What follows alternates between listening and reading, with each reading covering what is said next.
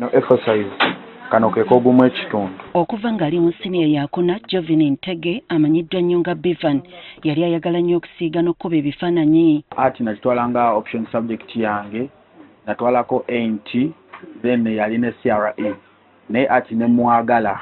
Kyokka olw'obufunda bw'ensawo agamba mama we teyasobola kumwongerayo, n'amubuuza ne kyasobola okukola, n'abaako n'emirimu egy'enjawulo gy'amumenyera alondeko, wabula ye ng'ayagala bifaananyi. Sente zaali ntonotono, ne baŋŋamba katukwate ku batoobo nawe ogenda ofuneko kyokola. Ne mugamba nsobola ogenda mu photography olw'ensonga kiri mbadde nga nkikola ku ssomero, tubadde nga tukuba drawings. Awo waliwo omukyala gwe yakonnekitingako, yali mukwano gwe, n'andeeta mu kizimbe muneeno, mu kibuga muneeno. Wadde nga tebyali byangu, olwayingira ekibuga yatandikirawo okuyiriba ng'enjogera ennaku zino bw'eri. Obwesigwa kwe yasinga okwesigama. Abantu ne bajja nga bantegeera mpola mpola. Bossi wange gwe nali nkolera yatuuka kiseera anampa trust ng'asobola n'okundeka mu bizinensi ye, natambula n'agenda n'andekawo n'enkola. Saatunuulira nnyo kintu kya ssente, oba mpadde mmeka oba mpadde mmeka, nali nga ndi mwesigwa. Mukama we ebiseera ebyo baakolanga nnyo gw'okufulumya ebifaananyi kiyite printing. Nga printinga ne bateeka ku board, tuprintinga ne tuteeka ku board, tusala bu panels. Wano we yafunira ekirowoozo ky'okuggulawo omukutu ku TikTok gwe yatuuma Bevan Photoboards and Frames, nange gye namusanga. Ningendo kitunulamu nga ndaba abantu abali mu kizimbe surroundings temulimu alina idea gye nina. Kati so awe nagulirawo page eya TikTok. Yagatta ne muganda we ne basimbula. Ne muyitiramu ne mugamba Bena tukola wetu ne wetuki. Oyita okiraba otya, n'angamba enja tukole. Ne tugatta ssente, n'aleeta nange nendeeta ne tukola ekintu kyaffe.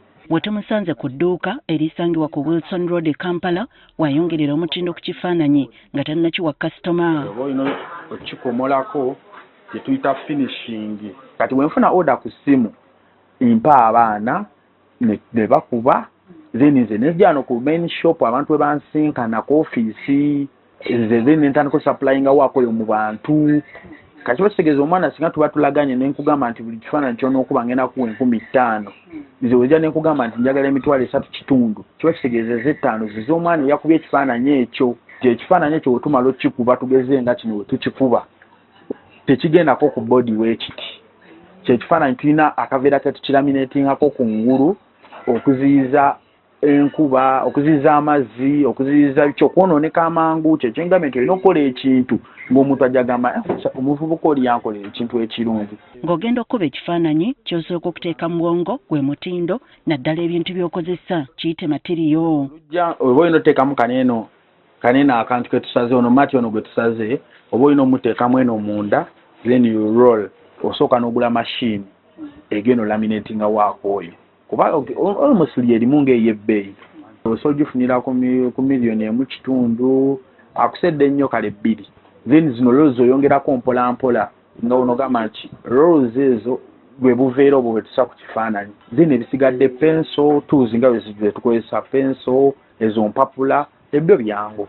Kati ky'oteekako kiyita akaveera, kisinziira ku kasitoma ky'ayagala. Tulinawo maati, tulinawo grosse, tulinawo happy wedding. Happy wedding abasinga babuuza oba kyeki. Bwe bw'obubanga obumasaamasa, waliwo oli ajja njagala kali akamasaamasa, ako naye baroll. Waliwo oli ajja n'agamba njagala akalinga endabirwamu, ne roll nayo weeri. Ng'oggyeko ekifaananyi bwe kirabika kungulu, ate n'enkuba yaakyo esinziira. Waliwo oli ajja n'agamba nalabyeko eyo 3.5, mu mind zo kijjirawo nti yeye S3, yeye emitwalo 3.5. Waliwo A2, waliwo A2, yeah, it's their sizes. Waliwo A2 y'ey'omunaana ekitundu. Waliwo A1, the biggest size I think is yeno. A1 ebeera ya mitwalo 15.5. Ez'ettaano zibongeramu lwa nsonga z'abaana bali abakuba. Kyokka ekifaananyi okuvaayo ekisinga obukulu y'endabika y'omuntu entuufu, nga naye bw'akitunuulira alabira ddala nga yeye kennyini. Kasitoma asookuwa ekifaananyi n'akugamba kyusa background, agikuwadde tugeze ali nga mu nnimiro, n'agamba kyusa background. Ekitegeeza olina obeera creative mu mutwe gwo. Tojja kukwata maaso ogasse kumpi n'ennyindo, olina obba nga obalansinga ebintu ebyo nti akaviiri ke kayise ku gago, olina obba nga okayisaako nga we kali. Mainly customer tatunulira nnyo the bottom eno mu kifuba, tebatunula yeeyo. okusinga customer atunulira nnyo face singa mba alaba ekifaananyi kino eno atunula wano. Nga kyakutteyo olunaku Ntega agamba nti asobola okufulumya ebifaananyi ebisoba mu 6. Vidiyo singa eba etambudde abantu bagiraba olunaku tusobola okufulumya ebifaananyi nga 6. Agamba akatale akasinga bantu b'ebweru.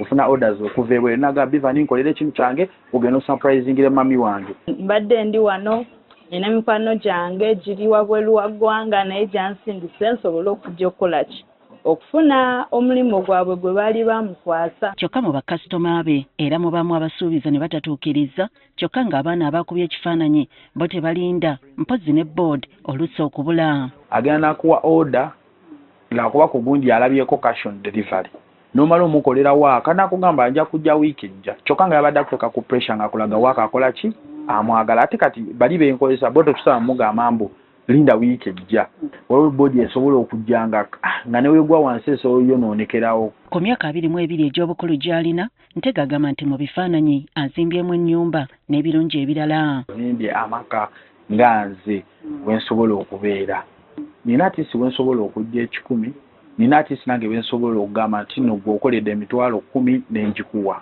Ntege akubiriza gw'alaba naddala omuvubuka okukozesa omutimbagano ate n'ogumiikiriza ekiseera kituuka ne kikwatayo. Olina okubeera omukakamu ng'osigala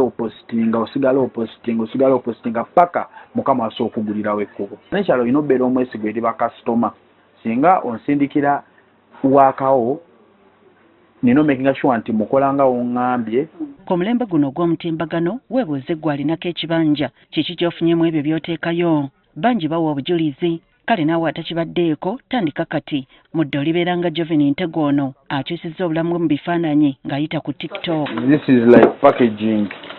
Susan Nanyanzi agafeeyo ku Spark TV. Kifaananyi kino eno kibeerawo eki.